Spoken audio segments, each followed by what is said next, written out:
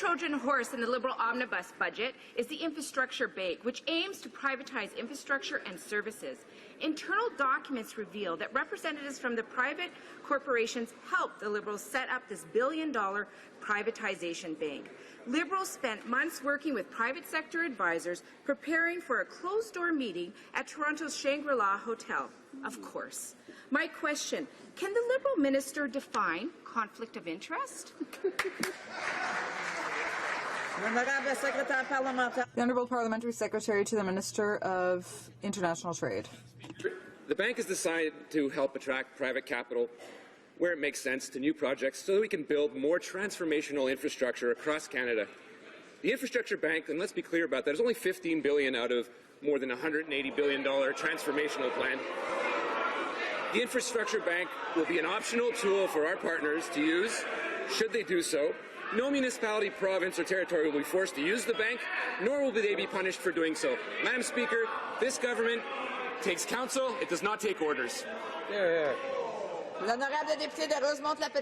Honourable Member for Rosemont-la-Petite-Patrie. Only $15 billion. Well, that's interesting.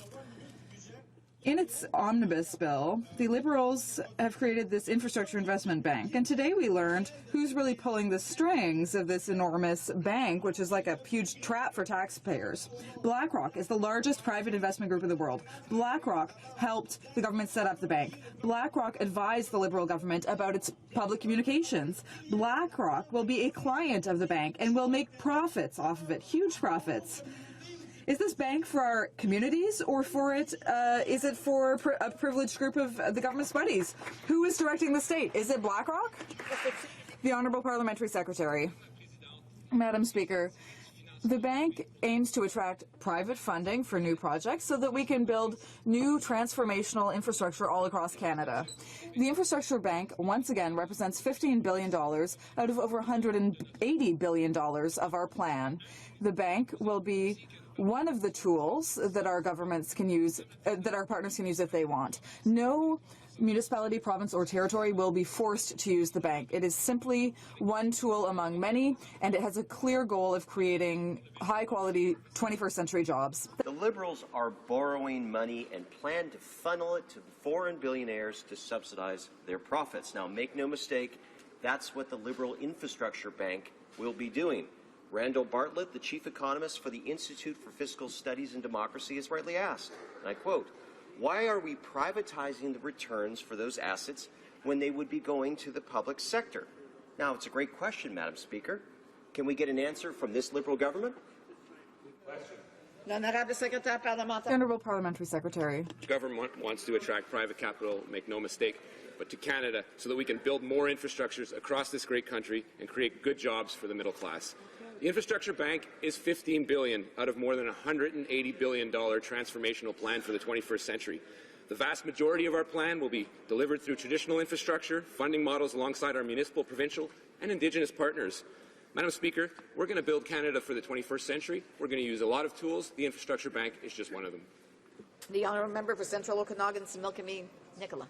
Madam Speaker, those are the same worn-out talking points we heard earlier today and we continue to get from this government. But here's what the experts are saying, and I quote, "There really isn't a case that's been made for the need for this bank overall, relative to existing tools that we have for infrastructure investment." Now, that's from the policy shop, from the former parliamentary budget officer.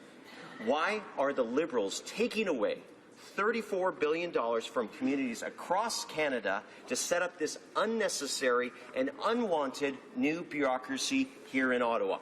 Why, Madam Speaker? The Honourable Parliamentary Secretary to the Minister of Infrastructure and Communities. Madam Speaker, it's worth repeating that this is but one tool in the arsenal that we have to deliver great quality jobs, great infrastructure for, let's admit it, infrastructure in this country that's been underappreciated for the last 10 years. Right. The Infrastructure Bank is just $15 billion out of more than a $180 billion plan, Madam Speaker. Again, the vast majority of our plan will be delivered through our traditional infrastructure funding models alongside municipal, provincial and Indigenous partners. Madam Speaker, we're going to build Canada for the 21st century and we're proud of it. The Honourable Member for Carleton. $15 billion. The Parliamentary Secretary should read Division 18, Clause 23 of the budget legislation, which says that it is $35 billion. That's $35 billion that on the same page will go to things like loan guarantees. Loan guarantees that ensure that potentially profitable projects, if they go wrong, will end up costing Canadian taxpayers a fortune. Why is the government privatizing profit while nationalizing risk? The Honourable Parliamentary Secretary. Madam Speaker, the implementing legislation gives flexibility for the bank. Our plan is to invest $15 billion out of more than a $180 billion transformational plan. Again, it's worth repeating, the vast majority of our plan will be delivered through traditional infrastructure funding models alongside municipal, provincial, and Indigenous partners.